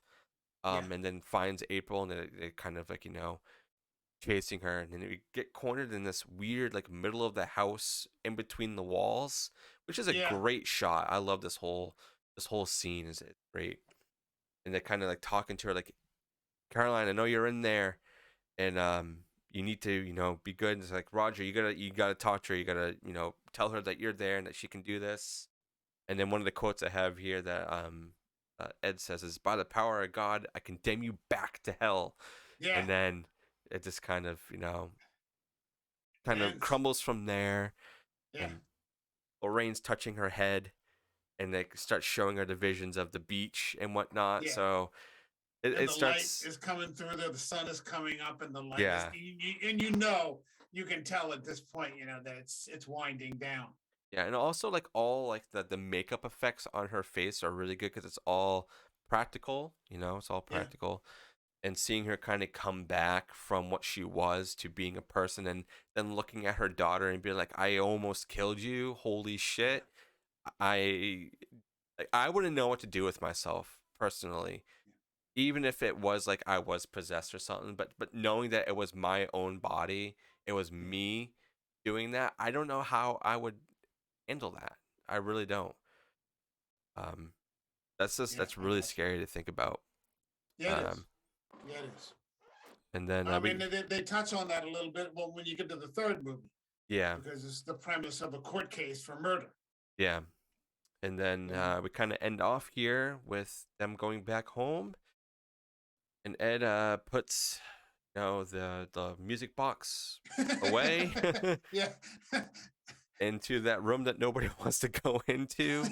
Yeah, but because that's the thing he says. The guy's like, well, what did he say? Why don't you just destroy everything? Yeah, why don't you just burn it? Yeah, and he's like, well, we're keeping the genie in the bottle here. Yeah, Like if I destroy it, then I'm setting these things free. yeah, because we're all He's like, conduits. but even so, a priest has to come and bless the room once a month. That's nuts. Like You know, having to do that every month and probably on the same day too, and like Mhm. always have that schedule. Yeah, you That's don't a want to crazy miss it. life. Yeah, That's a crazy life. And then Lorraine's like, I'm gonna call Father Gordon. She's like, oh well, he has another case for us. So it's like these people don't stop. They yeah, don't. And that yeah. kind of ends out our movie until you jump into all the other ones, which we will probably cover here at some point on the show. They're worth talking about. The three Conjuring movies. I mean, I don't know if the whole universe. I'm not saying that the whole universe is worth talking about, but the three movies, yeah. Yeah, Even that third movie is probably better than 60 to 70% yeah, of most of the other stuff that usually gets released. that's true. You Yeah, I know, mean it's definitely a series or franchise, however you want to view it, that needs to be watched. The one that I couldn't get into though was Insidious, and that's another James Wan. I mean, I watched the first one, but it's going on like Insidious 8. It's nuts. So he has so many franchises like branch outs. This guy's rich, yeah. man. you Oh know, yeah, yeah, he yeah, yeah. he Yeah, spawned I'm sure so much. he's probably just connected through production and he's not tackling those, the Yeah, director's chair. kind of giving But other people a chance. that's the nature of where films are at nowadays. We're living in a franchise driven, Yep, era. true. It really is. I did something. We were talking on Wednesday's show when I had Cinema Cities on there. Her and me, we were talking about the effects of franchises in Hollywood today. And I was saying, like, I don't know if you've seen it on Twitter. There's that screenshot going around of the one theater that's showing Doctor Strange 70 times that day. Yeah. Mm-hmm. You know, and you're like, what the fuck, Taking up all that space for all these other films that could be getting the light. Yeah, I remember what was it? I wanted to see Macbeth. They had that A24 Macbeth Okay, yeah. directed by Joel Coen, Denzel Washington, I Francis heard that actually was a McDormand. really good movie too. Yeah, Brendan Gleeson, and it opened up Christmas weekend, so everybody's off. You're like, okay, let's go see some, let's see Denzel try Macbeth. Okay, great, no problem. Um, it was 50 miles. The closest theater I could find was 50 miles away. Yeah, that's nuts. I had to go all the way to Philadelphia. That is nuts. Yeah. But Scream, which came out the same weekend, was playing 11 times that day at my local Yeah. multiplex. Like you couldn't have given me one viewing. Mm-mm. But Nope. we are completely in a franchise-driven phase of movie making. You're lucky if you can get anything else made, and these directors or these the studios almost seem to make them grudgingly. Yeah. This is And they get a why. minimal marketing push. Yeah. This is why I kind of always like to say that if there's any film festivals or festivals anywhere near you of any kind that shows films, attend them, because that's where you're gonna find a lot of these movies that won't be able to make it to a theater because a lot of these companies don't think it's deemed worthy enough to make any kind of a profit. And one thing that I really like that Shudder's been doing is I attend a film fest over here called Salem Horror Fest, who is run by a really awesome person, Kay Lynch, who we interviewed in December, which was Nice. a dream come true for us. So yeah, she runs that. It's all pretty much her, and there's been two films so far from that fest that have made it onto Shudder, where it can Nice. actually find. So one of them is The Strings, and the other one is Death Drop Gorgeous, and it's Okay. great to see that there are other outlets for these movies kind of be shown even if it's not the big screen, Yeah. it's still something for a mass majority of people to go and watch, and kind of support and whatnot. So it's cool that there's other ways for films and filmmakers to kind of get their stuff out there. It's being made, but you got to look for it a lot harder. Yeah. You got to work for it. You got to Yep. work for it. But it's out there. It's out there. It definitely is. But I mean, putting in the work sometimes is all the fun because you'll come and watch this movie, and then like 2, 3 years later, it turns up to be bigger than it was when it first came out. Like, hey, I was one of the first people to watch that, Yeah. or something like that. Sometimes that happens. That's almost exclusively what happened historically to John Carpenter. Yeah. All of his movies were bagged when they were originally released, Mhm. and then later on they catch this sort of, wave. Yep. And I love John Carpenter. Halloween is the first film that I saw that was a horror film that scared the hell out of me. I actually have a mask so careful, Mike. Oh yeah. So Okay, I'm a okay. huge Halloween fan. Yeah. And I love all of his films, even though some of them people will be like, "Yeah, that's not good." But I mean, you can say that about almost any filmmaker that they'll have good ones and they'll have stinkers, But it is Hey, nature I of the even like beast. Ghosts of Mars. Oh, that's a interesting movie. Okay, I like that Yeah. one No, too. I mean they're just fun. Yeah, They're just exactly. fun. I'm not watching Lawrence of Arabia. I can separate the difference between watching the Thing and Ben-Hur. Yeah, I have a completely different set of expectations. So Exactly. yeah. You kind of got to separate that, especially with what we're in right now, doing the whole podcasting thing. We got to separate that stuff. Like we're gonna be critical, of course, because that's kind of like what our job is right now. We do it for fun, Oh but I yeah. mean, we can also kind of understand when something is something else and not what everybody else thinks it is. And this is why Yeah, I love doing this job. Super yeah, fun. you gotta have a realistic sense of expectation. Yeah. You know. Ah, so we can go on to our ratings for this film. Okay. So I will start off, and you know, just because I love James Wan so much, Hmm. and this film really did impact me a lot in like the whole like horror viewing experience as a person. I'm gonna really give this a high grade. I'm gonna give it a 10 out of 10.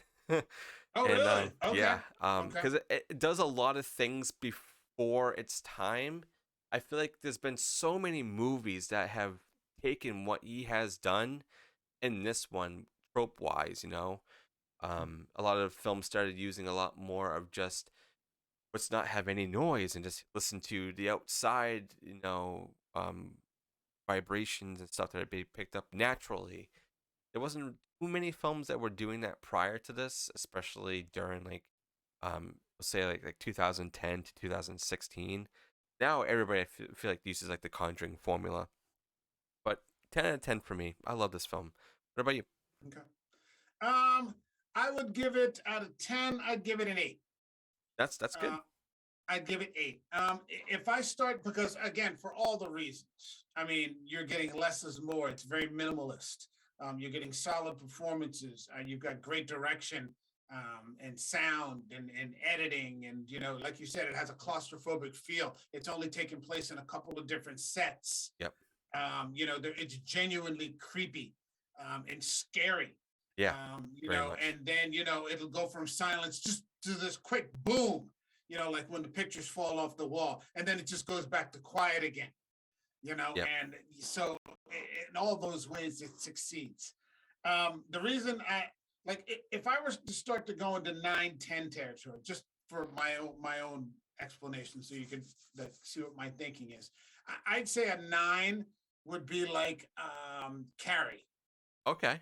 Okay. Like Carrie is, because like if I pull the supernatural out of Carrie, it's still the story of a very bullied girl who's got a crazy mom, and Yes. another human being decides to offer her an olive branch. My boyfriend's going to take you to the prom because we've been a piece of shit to you for years, and then everybody sees you just for a second as a human being before these super cruel people just say, screw you, Carrie, you don't get to win, and Yeah, then yank it away from her at the last second. And so that would have nothing to do with the paranormal. And then understandable. you have that story, then you add, the paranormal on top of it, and then if I were to do a 10, it would be like The Exorcist, where Yes. where, Okay. where you have like four different stories on top of it. You got like a kid reeling from divorce. You got a priest who loses his faith. You got another priest who finds out in the first 5 minutes he's gonna die. You got a cop who's trying to solve a murder. And then you add the paranormal on top of that, and you're like, oh my God, you could make four different movies out of those four different stories. Yeah. And you put them all in the same story and then add. But this is a fantastic movie. It's probably one of the best horror movies of the past 10 years. I'm just so grateful that it's not a splatterfest. It's not using CGI. Yep. You're just scared by the performances. And yeah, I mean, I wish more directors were doing less is more. Yeah, and unfortunately, I think we're just in, I don't know, a society now that just needs. We need as much as possible. And it's really ruining a lot of things, just not even like just in the film, like sphere, just everywhere. Everything needs more. And I don't think that's necessary. Sometimes you can do a lot of things like a really good example is a movie that came out during the pandemic, Host, that's on Shudder. That's really really good. I don't know if you saw that one. It's all just made through Zoom, and it's such a great film. It's another paranormal movie, but it's really good, and it doesn't use a lot, and it's with people who couldn't really be with each other. They had to kind of rely on the person on the other side to do these performances and not really have too much direction with somebody right behind you saying do this, do that. I wish we had more things like that. And everything nowadays has to be faster. Yep. Faster. I don't know that it's making it. I think it's clear that it's not making people happier. I think it's setting up a completely unrealistic and unachievable series of expectations. Exactly. It's definitely ruining a lot of people's mindsets on movies and stuff. Yeah. And we just gotta stop it. Stop it, guys. Well, I think I'm somewhere in the middle, but I think eventually every wave breaks. Yeah. And I think I'm running into more, and I'm following more and collaborating more with channels that have the viewpoint that we're talking about now. That's good. The more voices Yeah. we have on that stuff, hopefully, the more impact that we'll have, and have other people realize that a lot of the things that you think you're doing that people want is not exactly what people want. Yeah, I don't want the movie companies to tell me what I need. Exactly. I want you to don't give me what you think I need or what you say I need. Give me what I want. Yeah, surprise me a little bit. Yeah, and so in that sense, like I'm a lot more conservative about where I open my wallet. Yeah. It's like, convince me before, like now I can look and I'm like, yeah, I'm not going to watch that. So. Yeah, a lot of films, I have to wait for it to come to streaming because I don't think it's worth watching in the theater sometimes. There's definitely been movies like that, especially over the past like 2 or 3 years. Yeah.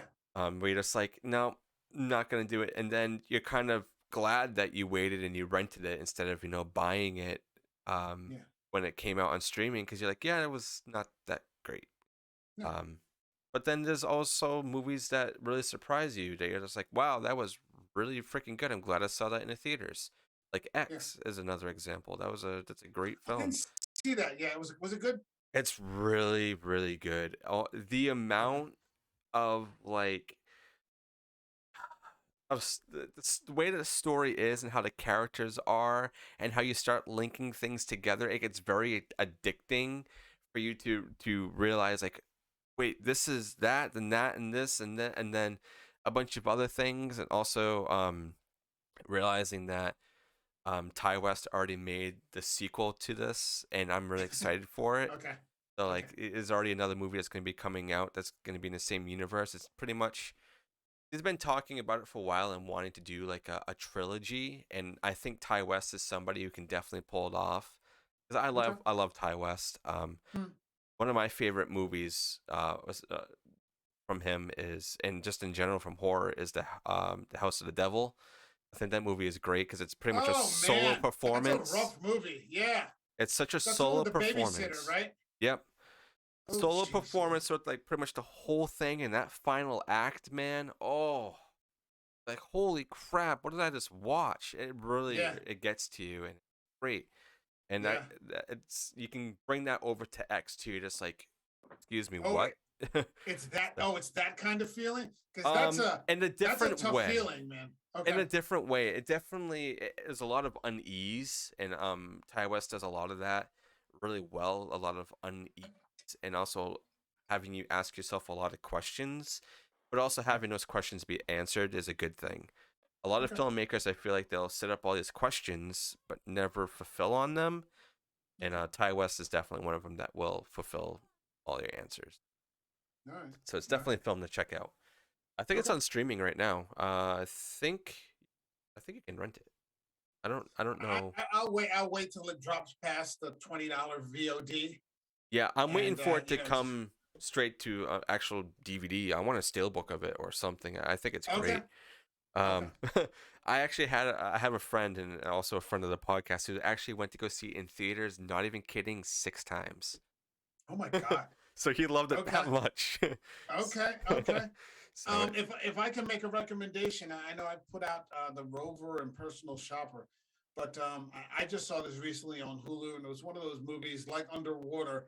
Before I got through with it, I had already paused it to order it, like a physical copy.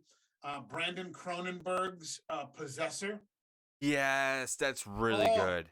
oh man. I saw that on Hulu and I was like, I've kind of always wanted to get around to this. Let me, and before it was like, I think with 30 minutes still left, I had already ordered a copy, Yeah, off Amazon. I'm like, yeah, you belong to me. it's really really good. Yeah. I think before we end it, I have one more segment in here. Let me just Okay. get this all lined up. Is that we have been trying to do this this way of kind of bringing other people in the horror community, or anybody in the podcast community, to kind of give their own spins and thoughts on the movies that we review. And we Okay. have a little segment called Comments from the void. Comments from the Void. So, for Okay. anybody who wants to partake in any of these episodes and want to kind of give your own little thoughts on them, I think we'll end today on a couple of them that we have. One right here from Dissect That Film, and they say James Wan at his best. A great story with some great scares. Patrick Wilson and Vera, oh my god, I cannot say her name, Vera Farmiga, are Mhm. fantastic as the Warrens. One of the best supernatural films out there. Okay. Okay, that's a pretty Yeah. good take. I'd like to Yeah. say. I mean, kind of hitting it right on the head right there. And then we have one more from Candy. She is from the House That Screams. She's one of the hosts over there. She Okay. says this is the best of the Conjuring films, Mm. all 8 million of them. You're not wrong, Link. You're not wrong. That being said, it's a fun theater movie, but wears thin on home release. One and done. And no, The Conjuring 2 is not better or scarier. Okay. Okay. It's funny Thank when you, I get Candy. out of here. I may actually, I may get close to turning in, but I may just pull out the iPad and watch Conjuring 2 because it's on HBO. These movies are on HBO Yes, they right now. are. So I just might watch the Hey, second. why not? That Just nun carry scared the on. hell. Yeah, that nun scared the hell out of me. Yes.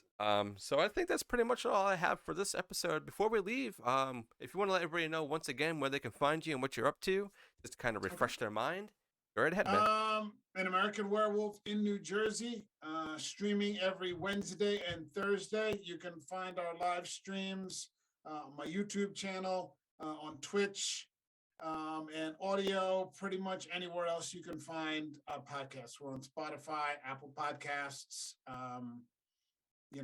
Google Podcasts. If you see us on there, give us a sub if you think it's worthy, a follow, a comment is always welcome. One word comment helps a lot with the algorithm. Yes, it does. And draws people to our content. We've got a good backlog of over 100 shows now. So, come and check out some of the movies we've reviewed. We don't do a lot of franchises. It's a lot of, just good, solid horror movies, usually not the part 5s or the part 7s or anything like that. Give us a look. All right, awesome. You guys heard it here. And I'm sure it's this week, right? Is when I'm going to be jumping on with you guys to cover Evil Dead as well. We're going to be on Wednesday, 8 p.m. Eastern time to cover the Evil Dead, Raimi's original. And then Thursday at 8 p.m., we're going to be covering the Fede Alvarez remake. And both of those movies really go for it. And Yes, I they can't do. wait to get into it. I've got some viewing ahead of me this week. So Yeah, me too. I always love watching Evil Dead. All of them. All of them. I watch them all. If I watch one, I have to watch all of them, even the remake. The show is very good too, so make sure you guys watch that as well. Yeah. So good. But thank you so much for being on, man. And anytime you want to come back on, I have that list. I can send it to you again. If there's anything else that you see, like, hey, that's awesome, I want to be on it, I'm more than happy to having you on. It was such a great time. Yeah, and we'll see you on Wednesday for Evil Dead. And if you want to jump in any of those Godzillas. Oh, yeah, dude. I'll definitely be talking to you about that. For sure. Sounds good. All right. I guess I'll see you in a couple days, bro. Yep. Thank you so much for being on, dude. And I'll catch you later. Have a good night. You too. Peace.